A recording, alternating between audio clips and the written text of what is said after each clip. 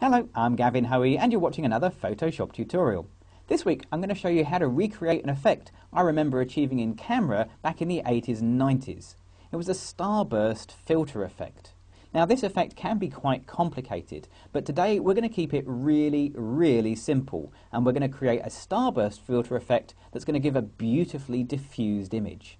Let's have a look. So this is the picture we're going to use. It's got a couple of good points. It has lots of very small spots of light all the way around it. Now each one of those spots of light is going to become a starburst effect. But to achieve it we need to use a few layers. Now notice at the moment we have just one layer, the background layer, and we need another couple of copies of that. So let's go to Layer, choose Duplicate Layer and click OK. Then back to Layer again, duplicate layer once more and click OK again. So now we have three copies of the same image. Now let's start with the top layer here. I'm going to put a filter effect on that, so let's go to Filter, choose Blur and then Motion Blur. Now the Motion Blur is an interesting filter. Normally it's used for achieving effects like this, a kind of moving, zooming effect. But we're going to use the Motion Blur to make a starburst effect. Now to do that we need to change a few settings. First thing we need to do is change the angle. Now you can get the angle by moving this little line around here to whatever you like. I want an angle of 45 degrees. Now getting it manually is quite tricky, so it's easier just to type the number directly onto the filter, like so. Now the distance, I'm going to bang that right up to maximum, okay, 998. There we go, for some reason that's your maximum, there you are, and click OK.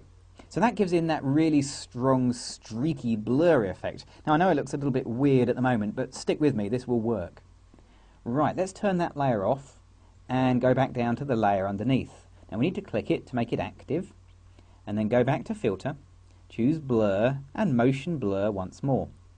Now we're going to use the same motion blur with the same distance setting, but the angle we need to change. Now we need to make this not 45 degrees, but minus 45 degrees. Now that'll make it 90 degrees to the first set of filter we put in. So this blurring streak is going at the opposite direction to this blurry streak. Now very important here that you click the top layer to make it active, and we're going to change the blend mode so we can put these images into one.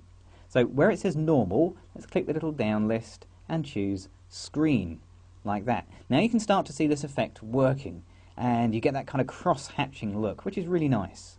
But we've got two layers, but we really need this to be one. So let's merge these two down, come to Layer, and choose Merge Down. Not Merge Visible, not Flatten Image, just Merge Down.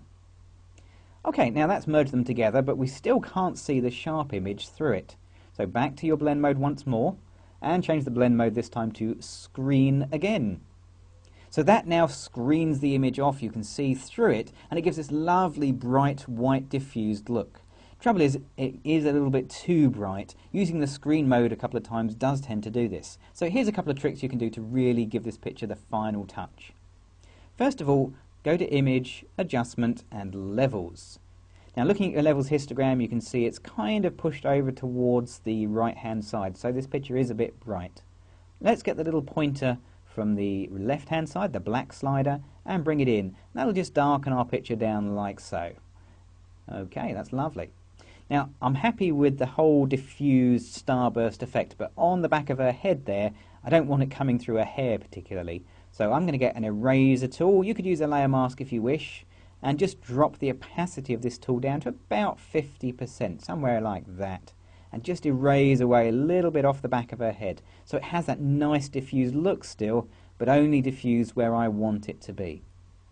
Okay, so there we are. That's what we started with the straight picture, and by applying our nice starburst diffusing effect we get a really smart looking image. Now this technique can be used to create more interesting starburst effects, but those are more advanced techniques. But don't worry, I've got a video on how to do that too, so check out my website at www.gavtrain.com and find out how to use this starburst filter effect on dark nighttime images as well.